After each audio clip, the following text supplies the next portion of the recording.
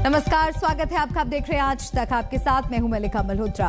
PM Modi जलवायु परिवर्तन पर सम्मेलन में हिस्सा लेने रोम पहुंचे हैं। वो ऐतिहासिक ट्रेवी फाउंटेन विजिट कर रहे हैं।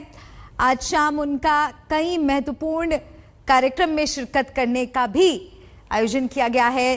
तो ये तस्वीर आपको दिखा रहे हैं रोम का। ये एक बहुत ही लोकप्रिय स्थल है जहां पर टूरिस्ट बहुत बड़ी संख्या में जाते हैं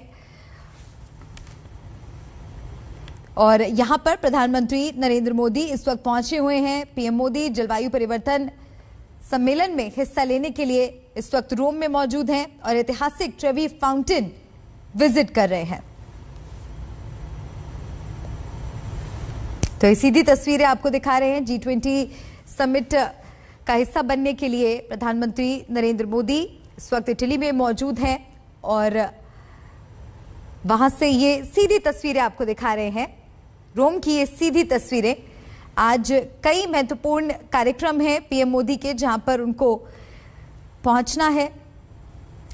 प्रधानमंत्री नरेंद्र मोदी का ये दिल्ली दौरा और काफी अहम ये दौरा माना जा रहा है। कई महत्वपूर्ण मुद्दों पर प्रधानमंत्री नरेंद्र मोदी ने इस दौरान अपनी बात रखी है और आगे भी उनके कई कार्यक्रम होंगे। ये एक बहुत ही फेमस टूरिस्ट स्पॉट है रोम का, जहां पर लोग अगर रोम जाते हैं तो यहां जरूर पहुंचते हैं और उनका आज का जो दिन है वो यहां से शुरू हुआ है। प्रधानमंत्री नरेंद्र मोदी यहां पर पहुंचे और देखिए तमाम देश के बड़े बड़े नेता उनके साथ मौजूद है। बोरिस जॉनसन आप इन तस्वीरों में उनके साथ देख सकते हैं।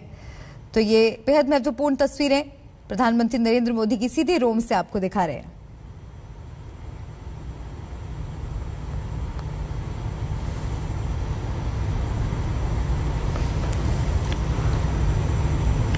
तो इटली दौरे का तीसरा दिन, ट्रेवी फाउंटेन में पीएम मोदी की ये तस्वीरें।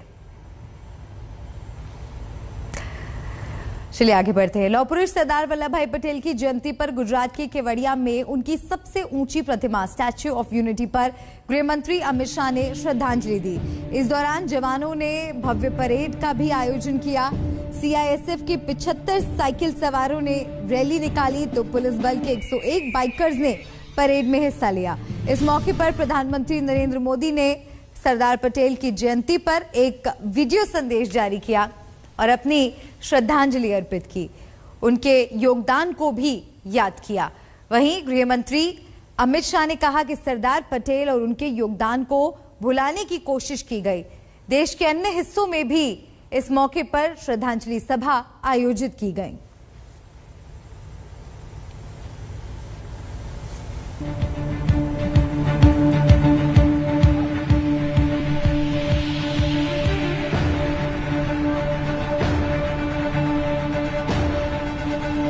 सैकड़ों वर्षों से भारत के समाज में, परंपराओं में लोकतंत्र की जो मजबूत बुनियाद विकसित हुई, उसने एक भारत की भावना को समृद्ध किया है।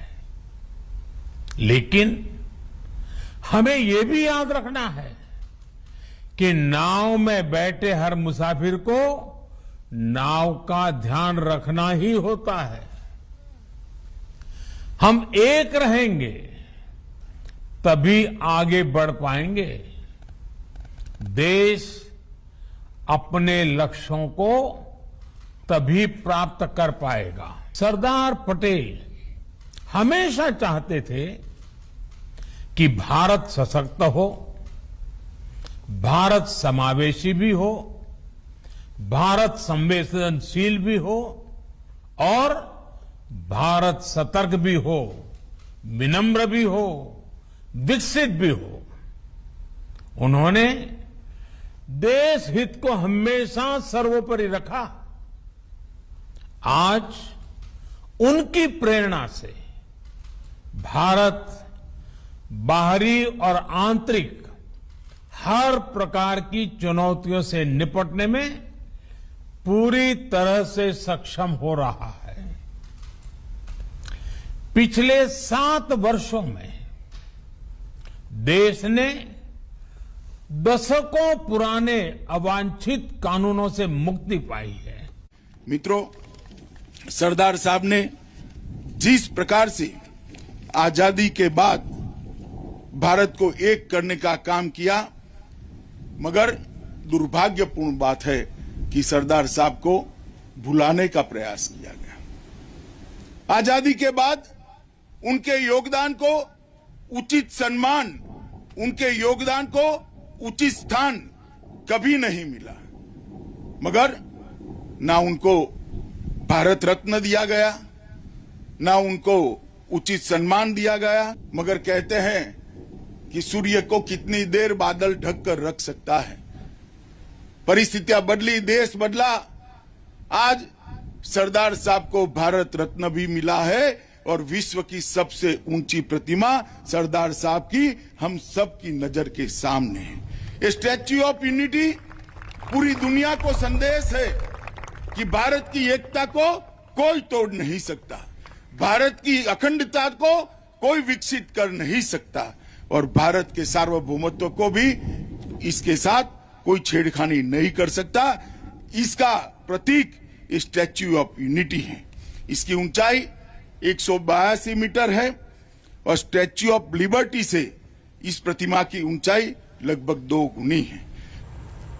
चलिए आगे बढ़ते हैं। महाराष्ट्र के मंत्री नवाब मलिक के लगातार आरोपों के बाद समीर वानखेड़े के परिवार ने अब से कुछ देर पहले केंद्रीय मंत्री रामदास अठावले से मुलाकात की है और पूरे मामले में इंसाफ दिलाने की मांग की है।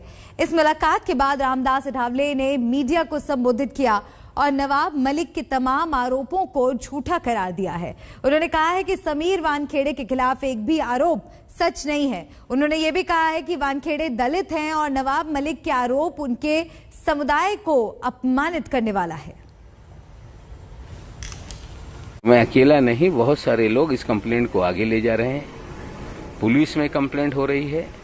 मैं अपनी बात पे कायम हूं कि वे एससी के सर्टिफिकेट पे फर्जीवाड़ा करके उस पद पे बैठे हैं। एक गरीब शेड्यूल कास्ट का अधिकार उन्होंने छीना है। मैं धर्म की, जाति की लड़ाई नहीं लड़ रहा हूं। मैं जो उन्होंने फर्जीवाड़ा किया, दलितों के अधिकार को छीना, वो लड़ाई है। रिपब्लिकन पार्टी ऑफ इंडिया की तरफ से मैं नवाब मलिक जी को बताना चाहता हूं कि भाई हमारे समीर वानखेड़े और उनके फैमिली को बदनाम करने का षड्यंत्र आपने रोकना चाहिए। आपने एनसीपी के प्रवक्ता पद का नाजायज फायदा उठाया है और आप जानबूझकर मतलब ये फैमिली को बदनाम कर रहे हैं। तो आप एक दलित अधिकारी पर इसी तरह का आरोप लगाना ठीक नहीं है। और अगर वो मुस्लिम हैं ऐसा वो बोलते हैं तो वो तो मुस्लिम नहीं है, लेकिन अगर वो मुस्लिम हैं ऐसा बोलते हैं तो मुस्लिम आदमी के खिलाफ क्यों मतलब बयानबाजी कर रहा है। तो मेरा सवाल उनको ये है कि मुस्लिम का विषय तो नहीं है, ये तो बाबा साहब के अनुयायी है, दलित समाज के है। समीर वानखेड़े ने तो धर्म परिवर्तन नहीं किया, हम मानते हैं, क्योंकि जन्म से वो मुसलमान हैं। उनके पिताश्री ने धर्म परिवर्तन किया था। दोनों बच्चे बचपन से मुसलमान हैं, मुसलमान की तरह जिए। हमने उनकी शादी का मामला उठाया था, लेकिन कल हमने एक व्यक्ति का फोटो ट्वीट किया जो समीर वानखेड़े जी के बहनोई हैं और वो आज विदेश के, यूरोप के वेनिस में शायद कहीं रहते हैं। सूरत के मूलतः वो रहने वाले हैं और ये विषय हमने आगे लाया। और जिनके वो शौहर हैं, पति हैं, उन्होंने ट्वीट करके कहा कि ये मेरा पति तलाक हो गया, क्यों इनको सामने ला रहे हैं? मैंने नहीं लाया। नवाब मलिक जी कहते हैं कि कोई दलित का हक मार के इन्होंने ये लिया, अरे हम खुद ही दलित है, हम खुद अम्बेडकरवादी है, खुद हमारा ही हक है। हक मारने का तो सवाल ही नहीं उठता। ऐसा नवाब जी को आपके तरफ से भी आप बोल दीजिए भाई, ऐसा गलत फहमी समाज में ना फैलाए। अगर आपको जो भी कहना है आप सीधा न्यायालय में, माननीय न्यायालय में जा सकते हैं। मेरे ऊपर जो आरोप लगा रहे ये जाति का, ये मैं कभी भी धर्मांतर नहीं किया, ना मेरे बेटे ने किया। ये सब नवाब मलिक जी के आरोप झूठे हैं। अभी एक दिन में जैसा कि उनका जवाई बाहर आया, मेरा ये शादी का निकाला, हाँ सही है, मैं मुस्लिम लड़के से शादी किया हूँ, मेरे बेटी की भी शादी मुस्लिम लड़की से हुई।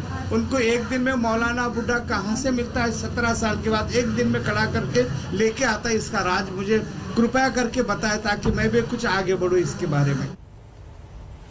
नवाब मलिक के आरोपों को लेकर समीर वानखेड़े की पत्नी से बात की है आज तक संवाददाता पंकज उपाध्याय ने। क्रांति रेडकर इस वक्त हमारे साथ मौजूद हैं। एक सेंट्रल एजेंसी के ऑफिसर की पत्नी दर नेताओं से क्यों मिल रही है, ये जानना चाहते हैं। सच की लड़ाई है, सच की जीत होगी, इतना ही मैं कहना चाहती हूँ। Thank you so much. Nawab Malik की तरफ से आरोपों का जो सिलसिला है, मैं उनके बारे में कुछ नहीं कहना चाहती। मैं उनके बारे में कुछ नहीं कहना चाहती क्योंकि उनके बारे में मैंने प्रेस से बात करना बंद कर दिया। आज रामदास अठावले जी से आप क्यों मिली, ऐसी जरूरत क्या आन पड़ी है कि उनके साथ मिलके आपको डॉक्यूमेंट्स दिखाने पड़ रहे हैं? क्योंकि ये लड़ाई सच की लड़ाई है और सच की ही जीत होगी।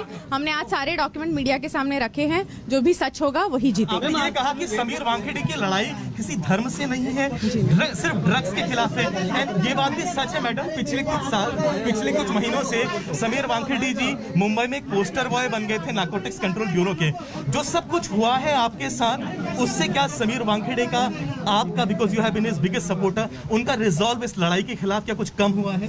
जी नहीं, और बिल्कुल भी कम नहीं होगा। आगे चल के भी हम लोग सिर्फ देश की सेवा करेंगे और देश के लिए ही काम करेंगे। आगे चल के भी हम यही चाहेंगे कि समीर वानखेड़े ड्रग्स के खिलाफ लड़ते रहें, और अगर आज उनकी आवाज दबाई गई तो अगली बार से कोई भी ड्रग्स के खिलाफ खड़ा नहीं होगा। मुख्यमंत्री को भी एक लेटर लिखा था, लेकिन वहां से कोई जवाब नहीं आया। आखिरी सवाल है, आपने मुख्यमंत्री से अनुरोध किया था, लेकिन वहां से कोई जवाब नहीं आया आपके लिए? जी नहीं आया है अभी तक, अगर आएगा तो हम जाके जरूर मिलेंगे। चलिए आगे बढ़ते हैं और अब बात उत्तर प्रदेश की। कांग्रेस महासचिव प्रियंका गांधी आज उत्तर प्रदेश के गोरखपुर में प्रतिज्ञा रैली के लिए पहुंच चुकी हैं। जल्द ही वो लोगों को संबोधित करने वाली हैं। इस रैली के लिए बड़ी संख्या में कांग्रेस कार्यकर्ता भी वहां पर मौजूद हैं। भारत रत्न इंदिरा जी का शहादत दिवस है। वो इंदिरा गांधी जिन्होंने देश की स्वाधीनता, इसकी एकता के लिए अपने प्राण न्यौछावर कर दिए थे। आप सब लोगों से अनुरोध है, आप अपने जगह पे खड़े हो जाएं। प्रियंका जी श्रद्धांजलि दे रही हैं।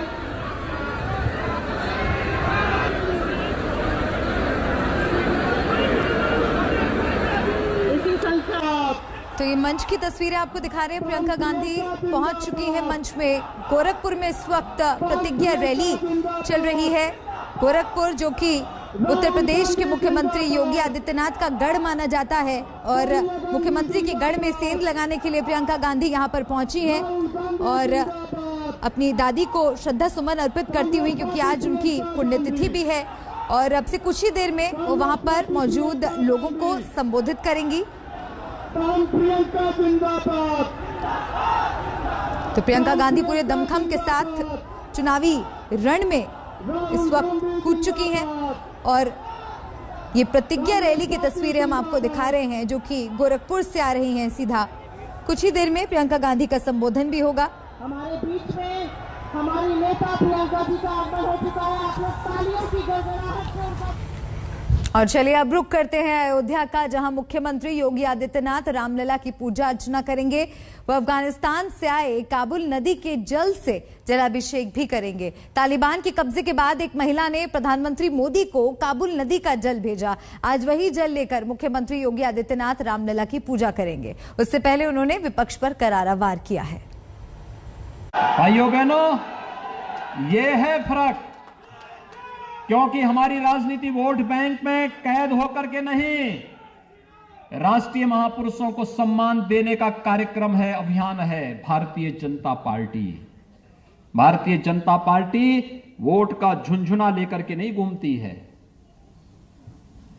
वोट का झुंझुना लेकर के जो घूमते थे वे महाराज सुहेलदेव से परहेज करते थे। इसलिए इसको गांव-गांव, घर-घर जाकर के पूरे वेग के साथ फैल जाने की आवश्यकता है। देखिए, आदत जल्दी सुधरती नहीं है। जिन लोगों की आदतें खराब हैं वह भले ही भय से कुछ कर ले, क्योंकि उनको मालूम है कि इनके सरपरस्त जितने माफिया, जितने अपराधी थे, ये सब ओम स्वाहा हो चुके हैं, और इसलिए वो भयभीत हैं कि कहीं पब्लिक उनके साथ ऐसा न कर ले। इसलिए अब नया ढोंग रच रहे हैं। इसलिए सतर्क और सावधान रह करके पूरी मजबूती के साथ एक एक व्यक्ति को समझाइए, भारतीय जनता पार्टी, मात्र भारतीय जनता पार्टी आपके सुरक्षा के लिए भी, आपके सम्मान के लिए भी और आपके स्वावलंबन के लिए कार्य करेगी। और यही दीपावली के पहले मैं आप सबका आह्वान करूंगा। यहां पर वक्त एक ब्रेक का है, जल्द लौटेंगे। खबरों का सिलसिला लगातार जारी है, आप देखते रहिए आज तक। और चलिए अब बात करते हैं क्रिकेट के महामुकाबले की। आज शाम 7:30 बजे दुबई में भारत और न्यूजीलैंड के बीच वो अहम मुकाबला होगा जिसे जीतना टीम इंडिया के लिए बेहद अहम है। करो या मरो की स्थिति में टीम इंडिया आज है। वैसे इतिहास बताता है कि 13 आईसीसी मैचों में से भारत 3 ही जीता है। हालांकि कप्तान विराट कोहली ने कहा है कि टीम इंडिया दबाव वाले मैचों में कमबैक करना जानती है और इस बार भी कोई कसर नहीं छोड़ेगी।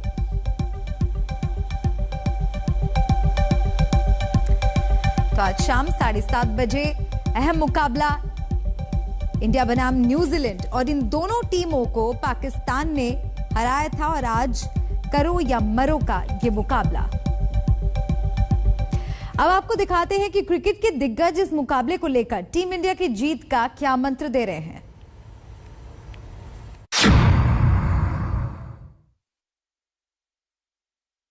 पावर प्ले जीतिए, दोनों तरफ बैटिंग, जब आप बैटिंग कर रहे तब पावर प्ले जीतिए और जब आप बॉलिंग कर रहे तो वहां पे भी पावर प्ले जीतिए।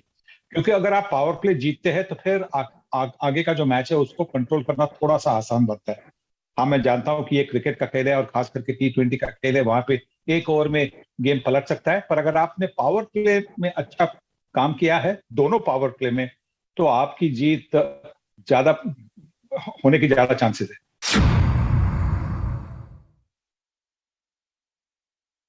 मेरे विचार में क्या है कि इंडिया को क्या करना चाहिए, एक पहले जो पावर प्ले के 6 ओवर हैं वो उसमें ये देखें कि कोई विकेट ना गिरे, क्योंकि इस क्रिकेट में जब भी आप कभी शुरू में 2-3 विकेट खो देते हैं तो बड़ा मुश्किल है रिकवर करना। फिर आपके पास वो टोटल नहीं बनता जो कि जिसका आप सोच सकें कि इसमें हम मैच जीत सकते हैं। तो जीतने के लिए आपको थोड़ा सा 6 ओवर में कम से कम 40-50 भी रन बनाए, अगर विकेट ना गिरे, तो मैं समझता इंडियन टीम के लिए ये मूल मंत्र बेस्ट रहेगा।